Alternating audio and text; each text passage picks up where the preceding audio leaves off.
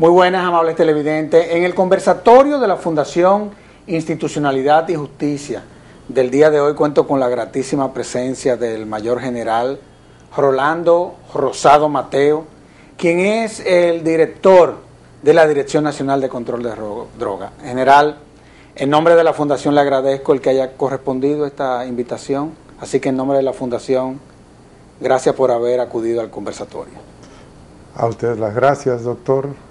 Antes que nada, en nombre de todos los miembros de la Dirección Nacional de Control de Drogas y el mío propio, agradecerles la oportunidad que nos dan a través de este programa, que es un toque de queda, por cuanto han representado en los diferentes programas que realizan la diferencia en cuanto a objetividad, criterio técnico, profesional y hasta humano, si se quiere, en los temas que abordan. Para nosotros es un honor, un privilegio que nos hayan distinguido con esta invitación.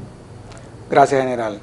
Bueno, yo creo que tenemos que comenzar explicando qué es la Dirección Nacional de Control de Drogas, porque la verdad es que cuando uno comienza a analizar todos los cuerpos militares, la misma Policía Nacional, vemos que muchas veces confluyen en cuanto a lo que es desde el Estado darle respuesta al fenómeno del narcotráfico. ¿Cuál es la misión de la Dirección Nacional de Control de Drogas? Fíjese, la Dirección Nacional de Control de Drogas, voy a tratar de adecuar lo más posible para darnos a entender de manera clara sobre qué somos, qué hacemos, cómo estamos compuestos. Es el ente del Estado, un cuerpo de naturaleza mixta, integrado por miembros de las Fuerzas Armadas, miembros de la Policía Nacional y ciudadanos que luego de recibir el entrenamiento del lugar conforman o pasan a formar parte de este cuerpo técnico especializado responsable de la persecución, la investigación y la represión, tanto del tráfico como del consumo de drogas en el territorio nacional. Normalmente el ciudadano la conoce como DNCD, por sus siglas, Dirección Nacional de Control de Drogas. La misión le viene dado por la Ley 5088, o sea, una ley 50 del año 1988, que fue la que dio lugar a la transformación del entonces Departamento Antinarcóticos de la Policía Nacional en lo que es hoy la Dirección Nacional de Control de Drogas. General, una de las, diría yo, herramientas que deberá de contar su institución es lo que tiene que ver con las labores de inteligencia. Y muchas veces desde la sociedad se percibe que se presentan debilidades en algunas áreas. Pero la realidad es que cuando uno analiza, y más adelante vamos a ver las estadísticas, lo que ha sido el trabajo que usted viene desempeñando de esta institución, la verdad es que parecería que en el caso de la Dirección Nacional de Control de Drogas, esa no es la situación, que la inteligencia funciona. ¿Es así, general? Sí, mire qué pasa. Usted ha tocado un aspecto nodal de lo que es la realidad y lo que es la percepción en la lucha contra las drogas. Su nombre lo dice, inteligencia. Claro. Como tal, es el arma fundamental en la lucha contra un crimen que podríamos hablar ya del crimen de lesa humanidad por los efectos perversos y adversos que sobre tanto el cuerpo físico del ser humano como el cuerpo social, las instituciones de todo conglomerado humano tienen, tanto el tráfico como el consumo de drogas narcóticas. Desde ese punto de vista, el mundo de las drogas es un mundo que tiene sus propios códigos, es un mundo que tiene sus propias leyes, y esos códigos y esas leyes son enteramente opuestos, completamente diferentes, y se rigen por patrones que parecerían, en su modo más crudo de verlo, no ser propio de seres humanos.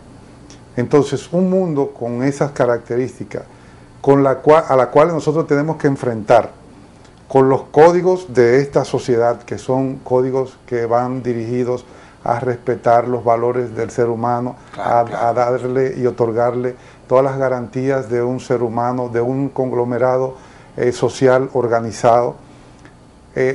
Tener esas herramientas para luchar de esta organización, para luchar contra un mundo con esas características. Me explico.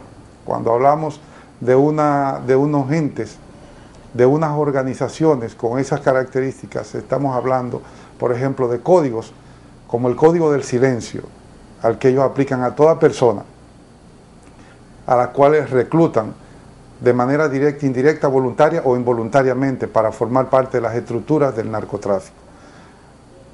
Verbigracia, un sujeto que pasa a formar parte de una estructura de distribución, podría ser una estructura de distribución, podría ser una estructura de transporte, podría ser una estructura de lavado de activos, podría ser hasta el sicariato.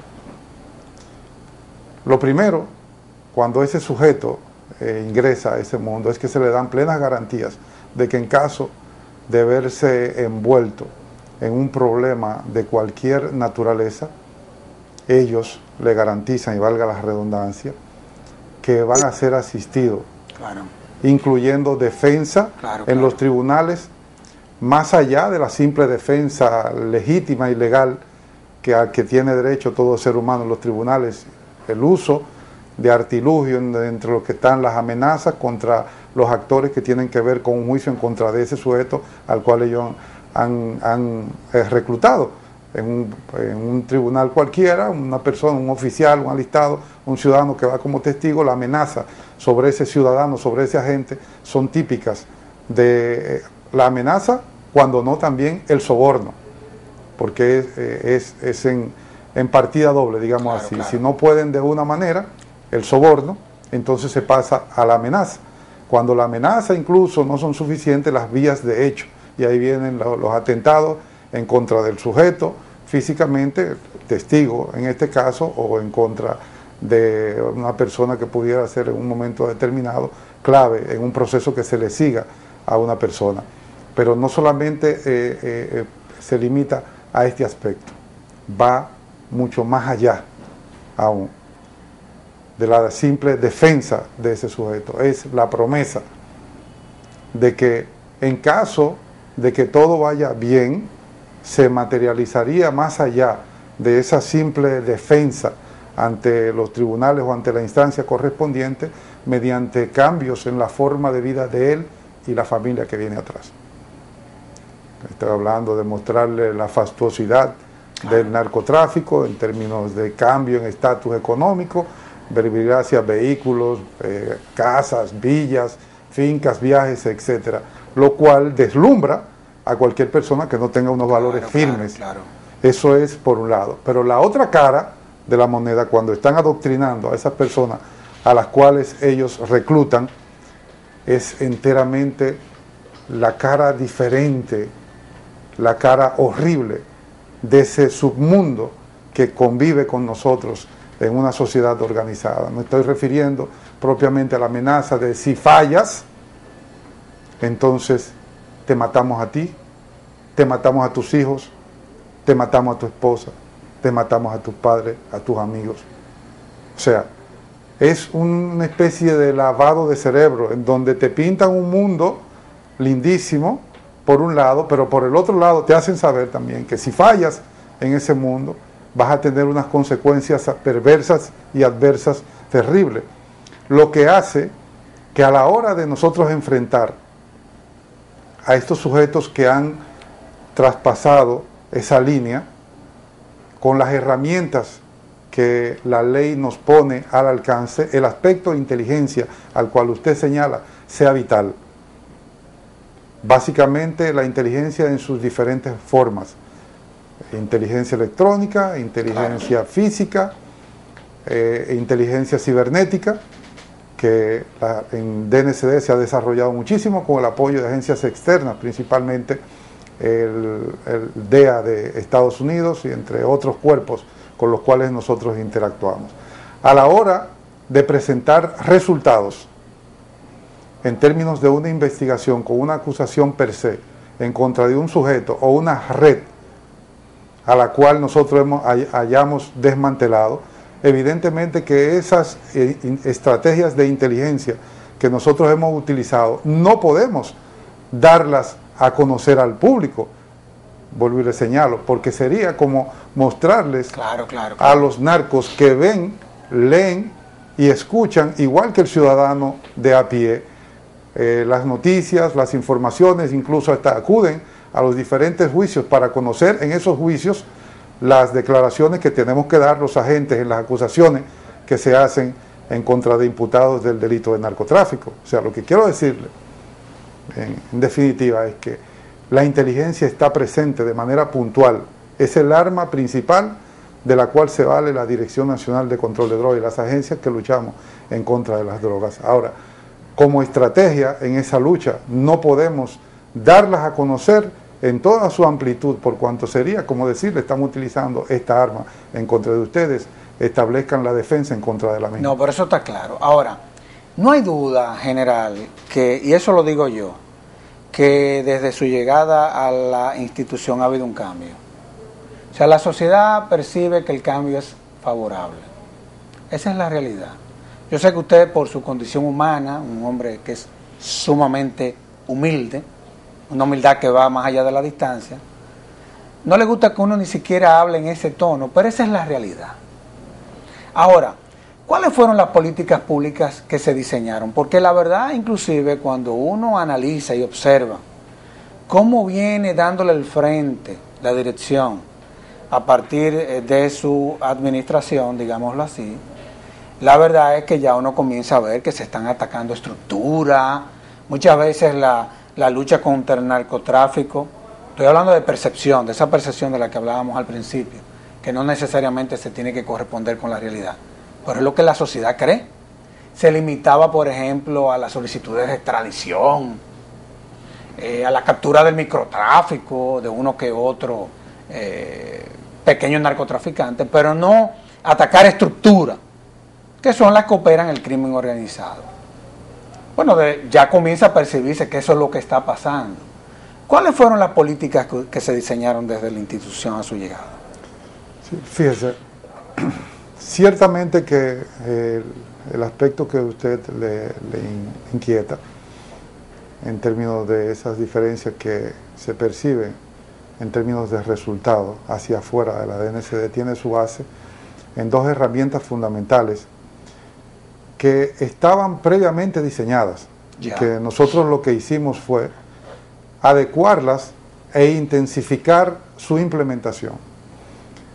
La primera de esas herramientas es un plan a 4 años, 2008-2012, que había sido previamente elaborado por el excelentísimo señor presidente de la República a través del Consejo Nacional de Drogas y la Dirección Nacional de Control de Drogas. Y el segundo, un plan bianual de la Dirección Nacional de Control de Drogas 2009-2010, sobre el cual nosotros estamos transitando ahora mismo. Ahora bien, quiero irme un poquito más atrás. Vamos a ver. Antes de abordar propiamente su inquietud y hacerle una especie de analogía de la Dirección Nacional de Control de Drogas en relación al narcotráfico como fenómeno delictivo y criminal. Desde que llegamos acá, lo que hicimos evidentemente fue hacer un diagnóstico de cuál era el nivel de cumplimiento del plan que había sido previamente diseñado. Claro. Y ese diagnóstico nos arrojó un resultado realmente desesperanzador en el momento, y que nos hizo obviamente tomar aire y redoblar energías para diseñar sobre el mismo plan las estrategias, las estrategias que debían revertir ese diagnóstico inicial que teníamos de la situación de la Dirección Nacional de Control de Drogas. Hacemos un paralelismo, una analogía para expresarme, tratar de darme a entender mejor. La DNCD, nosotros la comparamos con un automóvil, y ese automóvil vamos a fijarlo en el tiempo del espacio, en términos del espacio-tiempo, en el año de la fundación de la DNCD. Me estoy refiriendo al año 1988. Un cuerpo que se funda en razón de que el área dentro de la Policía Nacional responsable del combate al narcotráfico internacional se había agotado, y se acudió a la creación de este ente en el entendido de que era la respuesta o es la respuesta contra este delito. Entonces, como año 1988, vamos a compararlo con un carro del año 1988 que se crea para correr en una pista, digámoslo así, en la cumbre, en el año 1988. Estamos hablando de un carro, los automóviles de ese año, hablemos que lo máximo que desarrollaban en términos de velocidad era 135 millas por hora. Ok, para el año 1988 y para correr en esa pista, el carro está perfecto, está adecuado. Y en ese entonces los resultados dijeron que el vehículo era el apropiado para luchar en contra del narcotráfico. O sea, para correr en esa pista que es el narcotráfico. ¿Qué resulta? Que esas carreras, le estoy hablando en términos comparativos, claro. Esas carreras que se celebraban en la cumbre en el 1988 fue evolucionando.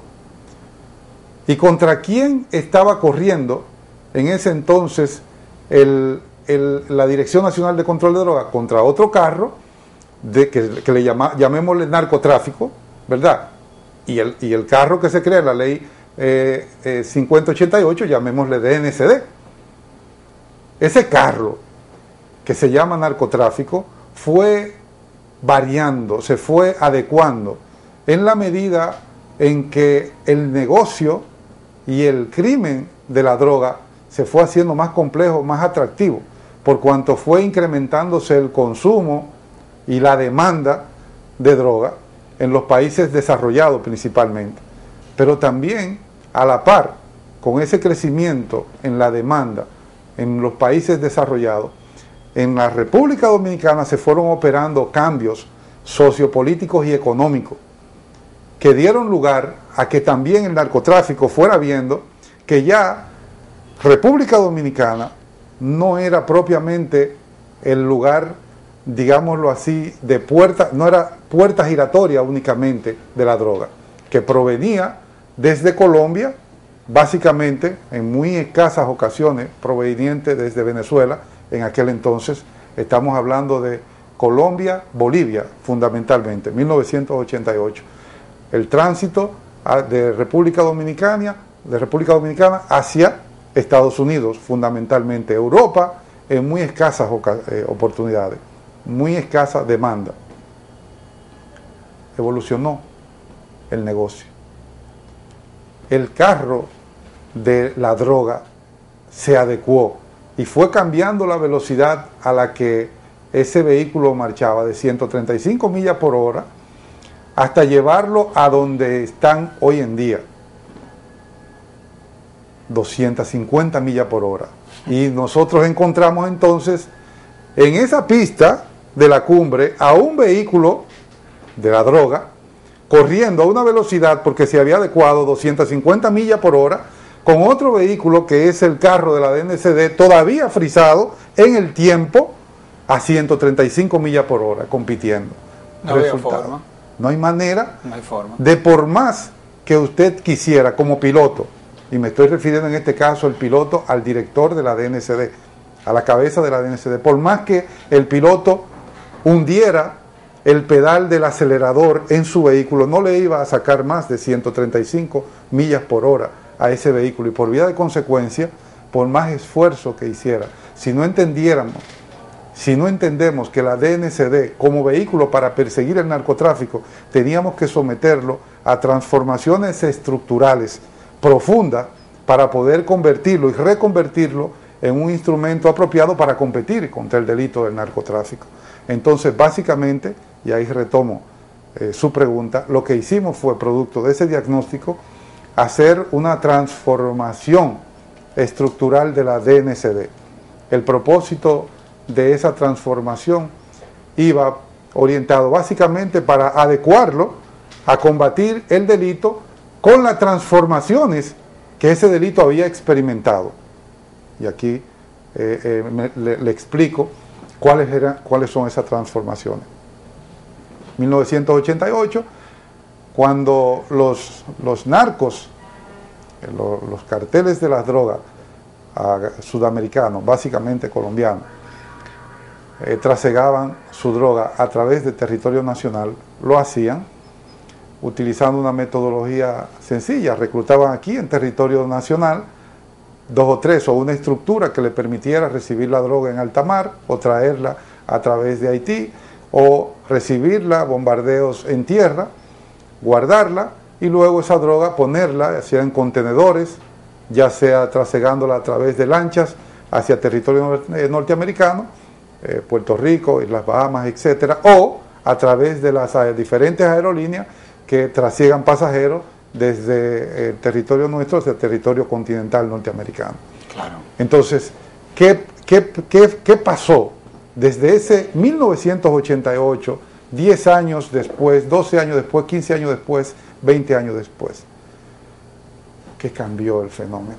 La forma de pago que hacían a los entes, a los enclaves que tenían en territorio nacional para hacer de puerta giratoria de esa droga, pasó de pagar en efectivo, dinero en dólares, a pagar en especie y a dejar entonces parte del cargamento de droga que ellos que tenía como destino el territorio norteamericano.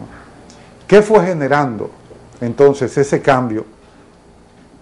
Recuérdese que concomitantemente con esa transformación en términos geopolíticos se fueron operando unos cambios también, principalmente en Estados Unidos, en cuanto a política de combate al narcotráfico.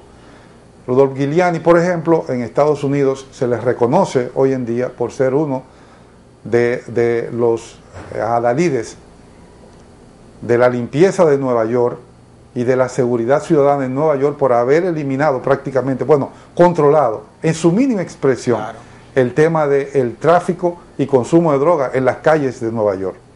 Recordemos que eso se hace en la década del 90, específicamente, de 90, año 2000. Pero, ¿cómo lo hizo? Recuérdese que, entre otras razones, sin que carguemos el dado sobre nuestros hermanos de la diáspora, se produjo una deportación de todos aquellos sujetos, digámoslo así, deportación casi masiva, porque la cantidad fue enorme, de nacionales dominicanos que delinquían, principalmente vinculados a delitos directos o conexos con el tema de la droga. Esos dominicanos que salieron de aquí probablemente con una esperanza de vida, de manera legal o ilegal, con una esperanza de vida mejor tras el sueño norteamericano, al llegar allí por una u otra razón, o el destino los condujo a vincularse con ese bajo mundo, adquirieron allí una costumbre que a su retorno a territorio nacional, década de los 90, entonces generó una catalización del fenómeno de la droga. ¿Por qué razón decimos esto? Porque entonces es ahí en esa década de los 90, del 90 al año 2000, 1990 al año 2000, en donde se opera esa variación del fenómeno de la droga, de dejar parte de la carga como pago al transporte de la droga, la recepción y transporte de la droga a Estados Unidos, que rondaba el monto del 10, 12, 14% de la droga transportada. ¿Me explico?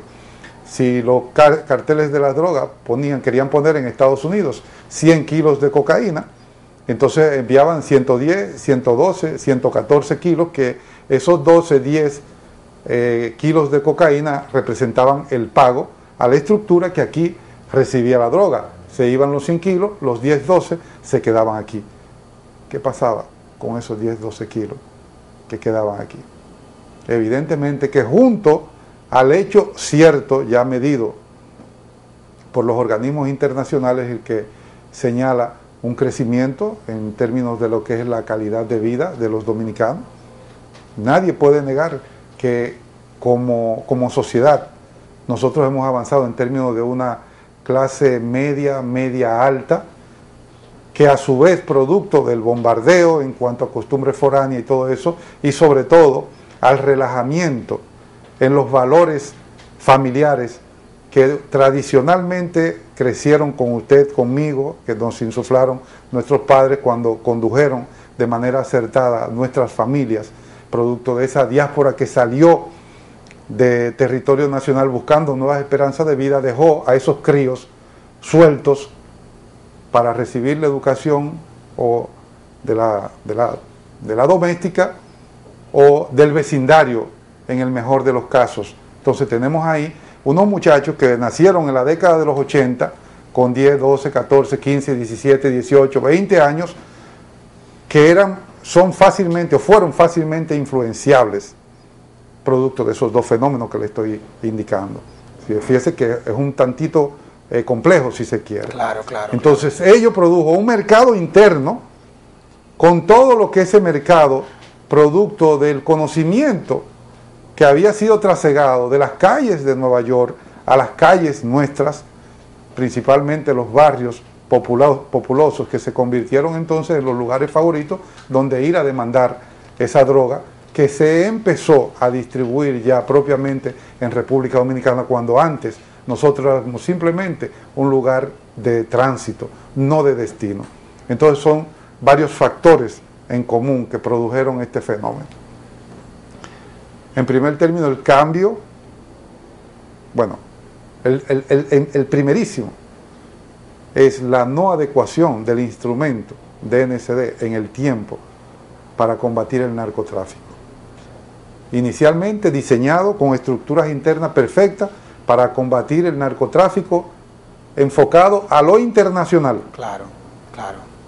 Obviando y sin ver que internamente parte de esa droga se estaba quedando aquí y ese mercado iba creciendo. DNCD no fue viendo, no fuimos capaces en su momento de ver que parte de esa droga se estaba quedando aquí y estaba inundando los barrios. Entonces, ese instrumento que se creó en el 1988, no se le hicieron las adecuaciones, en términos de lo que usted señala, acertadísimamente, en términos de inteligencia. Y esa es la clave del asunto. Junto con las transformaciones estructurales, la creación de una estructura interna orientada a ver las estructuras de las redes del micro y el mediano tráfico de droga. Claro. Principalmente el mediano tráfico de droga. Porque nosotros podíamos decir, bueno, íbamos a continuar, acaso, persiguiendo puntitos de droga que ya no son fijos. Porque en los estudios de inteligencia que hemos hecho, nos damos cuenta que ya alrededor del 50 al 60% de los llamados puntos de droga no son fijos, sino que son móviles.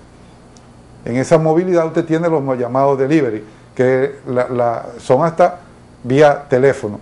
Y usted tiene un motoconcho, un carro, un tipo de un motoconcho, un carro a pie que te lleva la droga donde te dice. Entonces podemos hablar de perseguir puntos de droga. Claro, entendemos que no, que tenemos que hablar en términos de lo que son las redes del mediano y el microtráfico, que ha producido el cambio en el fenómeno de las drogas, incluso sujetos locales con ribetes de narcotraficantes a la altura o al nivel de cualquiera de los países por ahí. Usted tiene por ahí el caso del llamado gringo, pero tenemos también otros casos de un famoso personaje por ahí que ha sido intervenido en varias ocasiones y que en estos momentos podemos sin ningún empacho decirlo, están siendo objeto de trabajo en términos de inteligencia. Claro. Por parte de la Dirección Nacional de Control de Drogas, el ya famoso gringo, y otros más que en este escenario no lo podemos decir por cuanto sería contraproducente. Claro, y no sería correcto. Ahora, antes de hacer un cambio, hay un aspecto importante en todo esto que es la política criminal de un Estado. Y usted sabe mejor que yo que la política criminal de un Estado tiene dos componentes, que es el de la prevención y el de la persecución. Si analizamos el que tiene que ver con la prevención, vemos que ustedes no dejan de tener cierta responsabilidad en ese sector, en cuanto a que, por ejemplo, con la policía, con las mismas Fuerzas Armadas, el Consejo, en fin, vienen diseñando una serie de políticas en esa dirección. Pero ¿cómo se delimitan esas competencias? Ese número uno, y me la vas a contestar rápido. Y la segunda es lo que tiene que ver con el segundo componente de la política criminal, que es el de la persecución. Vemos que real efectivamente ustedes se tienen que dejar asistir del Ministerio Público. ¿Por qué? De conformidad con lo que establecen las leyes y la propia Constitución, es un personaje clave de la persecución. ¿Cómo ¿Cómo se da esa relación, general? Porque la verdad es que no es fácil, cuando confluyen todos estos componentes. Sí, ciertamente.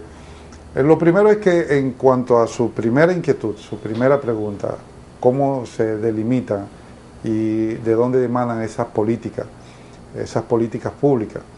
Básicamente el plan a 4 años y el plan bianual de la DNCD definen meridianamente tanto uno como otro aspecto de su inquietud. El primero, a 4 años se establece, fundamentado en la ley 5088 también, correcto, los campos de manera clara. Correcto. El Consejo Nacional de Control de Drogas como ente responsable de trabajar con todo lo que es la demanda de droga y dice el diseño de la política que tiene que ver con la intervención en ese aspecto, en tanto que la Dirección Nacional de Control de Drogas, ente responsable de trabajar con todo lo que es el aspecto de la oferta de la droga. Entonces son campos que están bien delimitados y al mismo tiempo coincidimos y confluyen de manera armónica en estos momentos en términos de estructura y en términos de implementación de esas políticas públicas y de objetivos, metas que trabajamos en común. Me explico en este momento. El área del Consejo de Drogas que preside en estos momentos la distinguida doctora Mabel Félix, mi profesora de años en la universidad.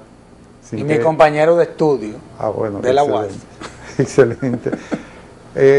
Por mucho tiempo la Dirección Nacional de Control de Drogas asumió el trabajo sobre la oferta en materia de drogas. Claro. O sea, estamos hablando de la prevención de drogas.